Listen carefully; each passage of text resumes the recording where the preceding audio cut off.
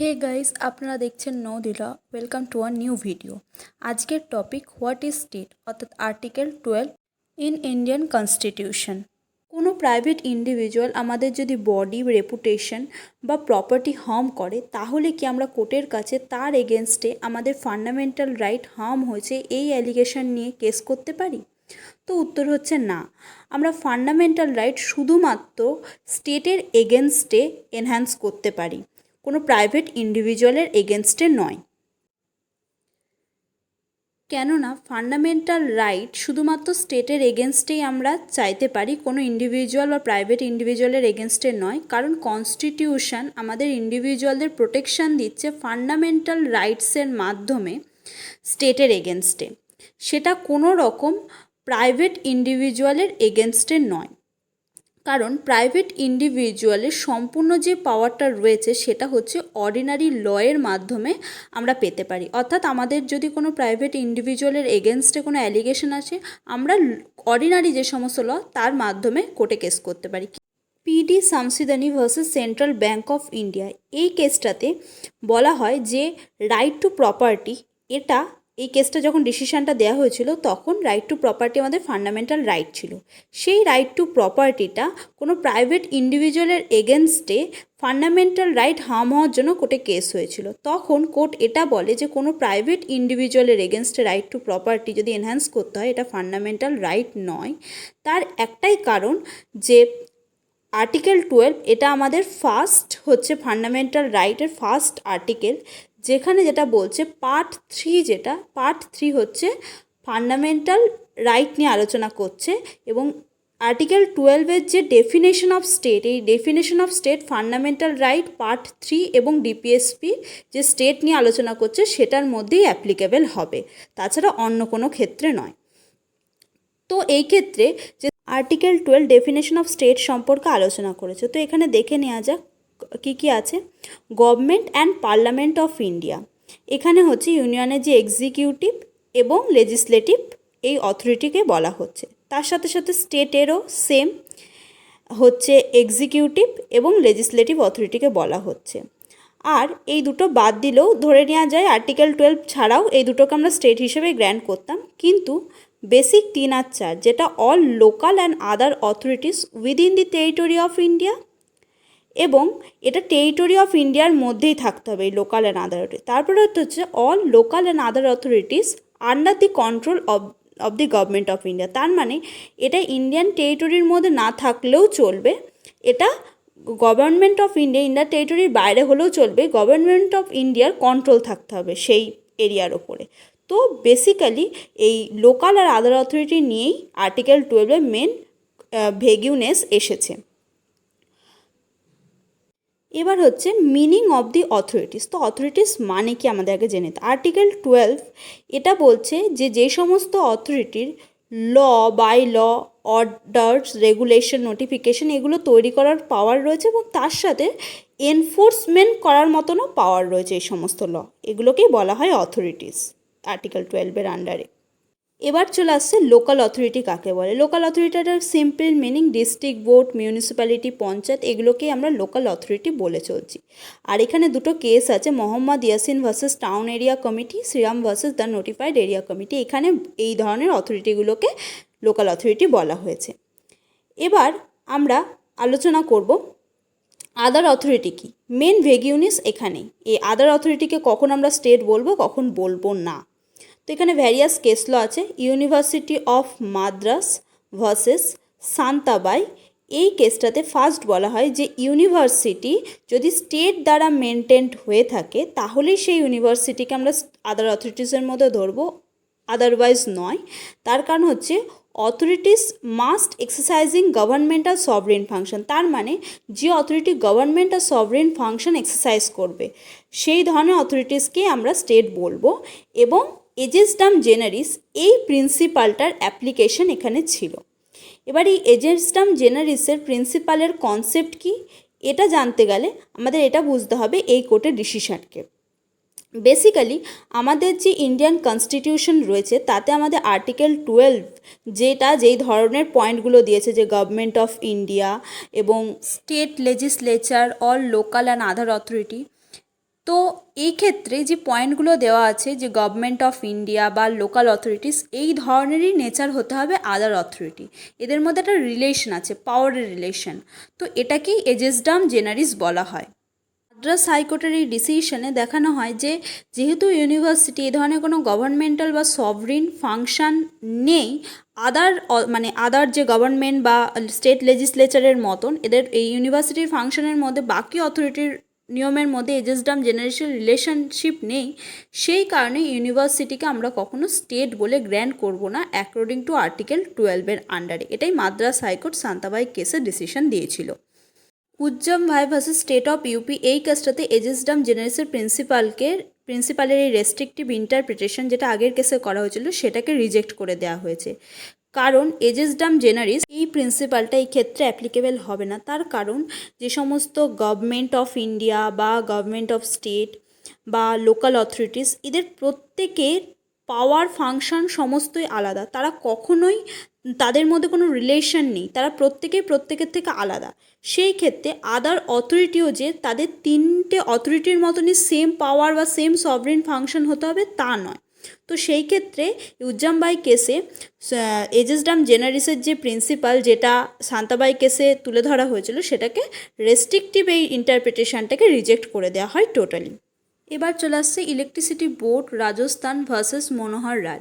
এই কেসটাতে বলা হয় যে আদার অথরিটিস এই যে ইন্টারপ্রিটেশনটাকে অনেক ওয়াইডলি করা হয়, এখানে বলা হয় অনেক অথরিটিস এর মধ্যে ঢুকবে। তার কারণ যে সমস্ত অথরিটি কনস্টিটিউশন বা স্ট্যাটিউট দ্বারা তৈরি এবং স্ট্যাটিউট বা কনস্টিটিউশন যাদেরকে পাওয়ার দিয়েছে ল তৈরি করার জন্য, সেই সমস্ত অথরিটিসকে আমরা আদার অথরিটিসের মধ্যে ইনক্লুড করতে পারি এবং স্টেট হিসেবে ট্রিট করতে পারি তাদেরকে। এটাই কারণ হচ্ছে যে এরম নয় যে কোনো অথরিটিতে মানে সেটা যে স্ট্যাটুটরি অথরিটি মানেই যে কোনো গভর্নমেন্টাল বা সভরিন ফাংশন অ্যাপ্লাই হবে তাদের ক্ষেত্রে তারা পারফর্ম করবে, এরম নয়। যেটা অন্যান্য কেসে আমরা দেখেছি যে হয়তো স্ট্যাটুটরি অথরিটি নয় কিন্তু গভর্নমেন্টাল বা সভরিন ফাংশন অ্যাপ্লাই করেছে, যেটা আমরা ইউনিভার্সিটিতে দেখেছি। তো গভর্নমেন্ট বা সভরিন ফাংশন অ্যাপ্লাই হতেই হবে এরকম নয়, স্ট্যাটুটরি অথরিটি হবে এই ধরনের জায়গা দেখলেই চলবে। এবার বলছে যে ডিসিশন যেটা ওভাররুল করেছিল যে শান্তাবাই কেস যেটা বলেছিল যে সভরিন বা গভর্নমেন্টাল ফাংশন থাকতে হবে, এবং ইলেকট্রিসিটি বোর্ড এই কেসটাতে বলে যে গভর্নমেন্ট বা সভরিন ফাংশন পারফর্ম করবে এরম নয়, কোনো কনস্টিটিউশন বা স্ট্যাটুট তাকে যদি ল তৈরি করার পাওয়ার দিয়ে থাকে তাহলেই এটা এনাফ আদার অথরিটির মধ্যে সেই অথরিটিকে ইনক্লুড করে অ্যাজ আ স্টেট হিসেবে আর্টিকেল 12-এ ইনক্লুড করার মতন। এবং পরবর্তী দিনে পাটনা হাইকোর্ট এই ডিসিশানটাকে ফলো করেছে এবং পাটনা ইউনিভার্সিটিকে স্টেট হিসেবে গ্র্যান্ট করেছে, এই ইলেকট্রিসিটি বোর্ডের কেসটাকে গ্র্যান্ট করা হয়েছে। তারপরে বলছে সুখদেব সিং ভার্সেস ভাদগ্রাম। এই কেসটাতে বলা হয় যে ONGC, LIC, industrial finance corporation এই তিনটে অথরিটিকে আমরা স্টেটের মধ্যে ইনক্লুড করব। তার কারণ এদের যে পাওয়ার রয়েছে সেই পাওয়ারটা হচ্ছে স্ট্যাটিউট দ্বারা মেনটেন্ড, এবং এদের যে সার্ভিস রিলেটেড যা কন্ডিশন এমপ্লয়েজ সেগুলোও স্টেট দেখভাল করছে, কারণ স্ট্যাটিউট দ্বারা যেহেতু তৈরি সেহেতু স্টেটেরই একটা ইনডাইরেক্ট বা ডাইরেক্ট হাত রয়েছে।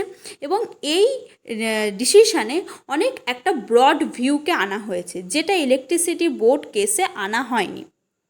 ইলেকট্রিসিটি বোর্ড কেসে এটাই বলা হয়েছিল যে স্ট্যাটিউট বা কনস্টিটিউশন দ্বারা অথরিটিকে তৈরি হতে হবে, কিন্তু এক্ষেত্রে বলা হয় শুধুমাত্র কনস্টিটিউশন বা স্ট্যাটিউট দ্বারা তৈরি না হলেও চলবে যদি তাদের মধ্যে কোনো গভর্নমেন্টাল ফাংশন, যদি তারা কাজ করে থাকে গভর্নমেন্টাল ফাংশনের বা পাবলিক ইম্পর্টেন্সের জন্য কাজ করে থাকে, তাহলে সেই ক্ষেত্রে তাদেরকে আমরা আদার অথরিটির মধ্যে ধরবো। এবং এখানে কোনো গভর্নমেন্টাল কোম্পানি যদি কোনো রেজিস্টার্ড কোম্পানি যদি কোনো গভর্নমেন্টাল ফাংশন নিয়ে কাজ পারফর্ম করে থাকে তাদের আমাদের ইনস্ট্রুমেন্টাল বা এজেন্সি বলতে পারি।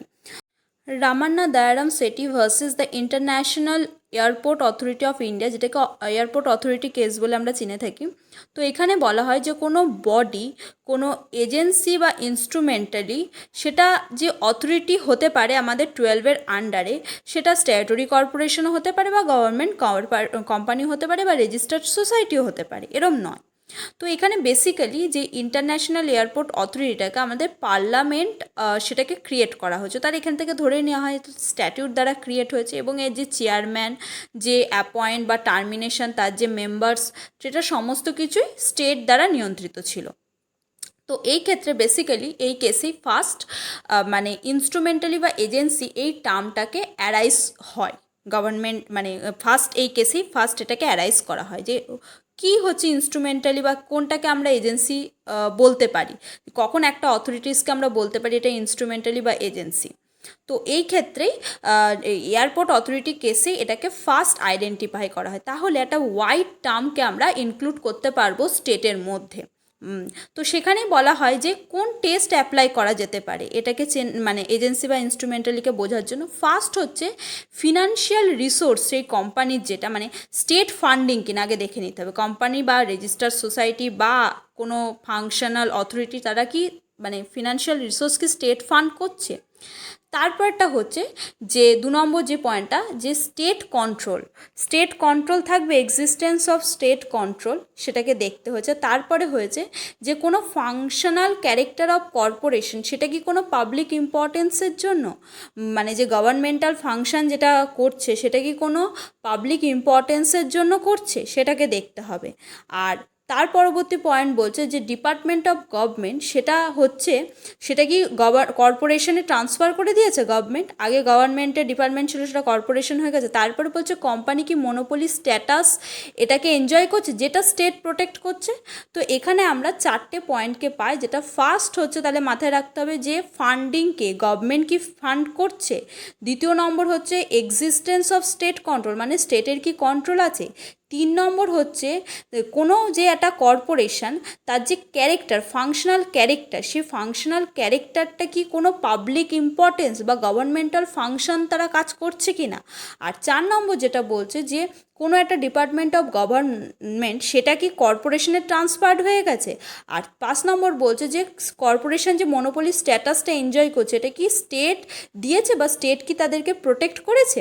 তো এটাকেই এই কেসে 4টে পয়েন্ট নির্ধারণ করে দেওয়া হয়। এখানে সোমপ্রকাশ কেস হচ্ছে Somprakash versus union of India. এই কেসে বলা হয় যে ভারত পেট্রোলিয়াম কর্পোরেশন এটাকে আমরা স্টেটের মধ্যে ধরবো আর্টিকেল 12-এর আন্ডারে, কারণ এর যে কমার্শিয়াল অ্যাক্টিভিটিগুলো এরা যে ক্যারিং করছে এটা ইকোনমিক অ্যাক্টিভিটিকে প্রমোট করার জন্য আমাদের সোসাইটিতে। তো এটা একটা স্টেটেরই একটা পার্ট এবং এটা কোনো অটোনমাস বডি নয়।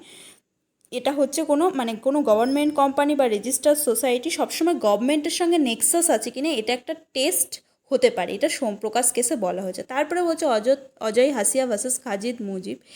এই কেসটাতে বলা হয় যে society registered under society registration act সেটাকে আমরা ইনস্ট্রুমেন্টালি বা এজেন্সি বলা চলবে। এখানে Indian council of agriculture research এটাকে আমরা স্টেট হিসেবে ধরবো, কারণ এর যে কম্পোজিশান এটা রিপ্রেজেন্টেটিভ বাই দি গভর্নমেন্টের দ্বারা, বা এর এক্সপেন্সেস, এর স্টেট কন্ট্রোল বা এর অ্যাপয়েন্টমেন্ট বা remove member of the society সমস্ত কিছু স্ট্যাটিউট বা স্টেট দ্বারা নির্ধারিত। তারপরে হচ্ছে বিএস মিনাস ভার্সেস ইন্ডিয়ান স্ট্যাটিস্টিক্যাল ইনস্টিটিউট। এই কেসটাতেও সেম বলা হয় যে society registered under society registration act 86 সেটাকেও আমরা ধরে নেবো, এবং ইন্ডিয়ান স্ট্যাটিস্টিক্যাল সোসাইটিকে আমরা ইনস্ট্রুমেন্টালি বা এজেন্সির মধ্যে কাউন্ট করব। এখানে অনেক কটা অথরিটির আমি লিস্ট দিয়েছি যেগুলোকে আমরা স্টেটের মধ্যে ফেলবো না, তার কারণ স্টেট হতে গেলে যে টেস্টের মাধ্যমে স্টেটের কন্ডিশনগুলো ফুলফিল হওয়া দরকার সেগুলো এই অথরিটিগুলোর মধ্যে ছিল না। এগুলো অটোনমাস বডি ছিল এবং অটোনমাস বডি হওয়ার কারণে এগুলোকে আমরা কমপ্লিটলি স্টেট হিসেবে আদার অথরিটির মধ্যে ইনক্লুড করব না। এখানে আরও কিছু অথরিটির আমি লিস্ট দিয়ে দিয়েছি যে অথরিটিগুলো স্টেটের মধ্যে পড়বে, এবং পাশে কেস ল দিয়ে দিয়েছি। এবার প্রশ্ন হচ্ছে জুডিশিয়ারি কি আমাদের স্টেটের মধ্যে পড়ে।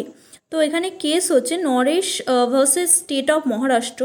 এই কেসটাতে বলা হয় কোর্টকে আমরা স্টেট হিসেবে যদি ধরেও থাকি তবুও রিট কখনো হাইকোর্ট যার কম্পিটেন্ট জুরিসডিকশন রয়েছে কোনো জুডিশিয়াল অর্ডার দেওয়ার, তার অর্ডারের এগেনস্টে আমরা রিট ফাইল করতে পারি না।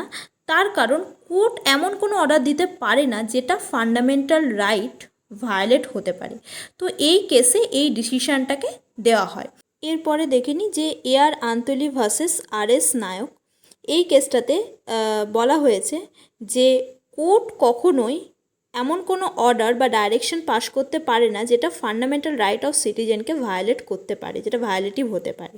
তো এই ক্ষেত্রে বলছে অর্ডার তো পাস করতে পারে, তো যেটা ফান্ডামেন্টাল রাইটকে ভায়োলেট করতে পারে এরকম অর্ডার পাস করতে পারে না। তাহলে যদি এরকম কোনো অর্ডার পাস করে যেটা ভায়োলেশনের মতন, সেই ক্ষেত্রে রিট ফাইল করা যেতে পারে, যেটা আগের কেসকে ওভাররুল করেছে। এবং তার সাথে এটাও বলা হয়েছে আর্টিকেল 12-এর আন্ডারে জুডিশিয়ারিকে স্টেটের ইনক্লুডের মধ্যেই ফেলা হয়েছে।